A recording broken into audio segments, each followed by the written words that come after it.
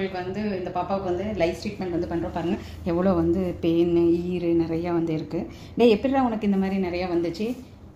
Pain ஈரெல்லாம் எப்போ இருந்து இருக்குது உனக்கு? என்ன ஸ்டாண்டர்ட்லேருந்து இருக்குது? 9th ஸ்டாண்டர்ட்லேருந்து இருக்குது. இப்போவும் நீங்கள் 9th தான் படிக்கிறீங்க.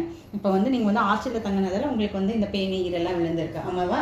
இந்த மாதிரி பெயின் ஈரெல்லாம் வந்து ஹாஸ்டலில் தங்கும்போது உங்களுக்கு வந்து ஃப்ரெண்ட்ஸோடு சேர்ந்து படுக்கும்போது பில்லோஸ் வந்து மாற்றி போடும்போதும் இந்த மாதிரி கோம் வந்து ஒருத்தர் கோம் யூஸ் பண்ணும்போது இந்த மாதிரி வந்து லைஸ் எல்லாம் வந்து வரும்.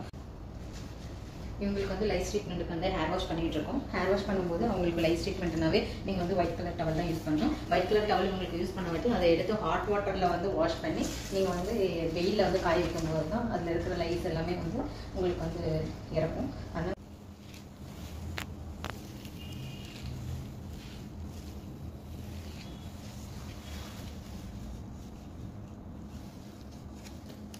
லைஃப் ட்ரீட்மெண்ட் முடிஞ்ச வாட்டி உங்களுடைய அவுட்லுக் வந்து இந்த மாதிரி இருக்கும். எப்படிமா ஃபீல் பண்ணுற லைஃப் ட்ரீட்மெண்ட் முடிஞ்ச வாட்டி?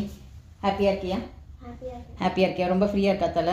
இதுக்கப்புறம் இவங்க வந்து போஸ்ட் கேர் என்ன பண்ணணும் அப்படின்னாக்கா இவங்க வந்து தனியாக பில்லோஸ் கவர் வந்து மாற்றணும், கோம் வந்து நீட்டாக வச்சுக்கணும், நிறையா நீட்டாக வந்து அடுத்த சிட்டிங்ஸ் வந்து கண்டிப்பாக வரணும். இந்த லைஸ் வந்து 2-3 சிட்டிங்காவது வரணும். ஏன்னா உனக்கு வந்து ரொம்ப வந்து ஈரு பெயின் நிறையா இருக்கிறதால உங்களுக்கு கண்டிப்பாக சிட்டிங்ஸ் வரணும். இப்படி வரும்போது ஹேரில் இருக்கிற லைஸு நெட்ஸு எல்லாமே ரிமூவ் பண்ணிடலாம்.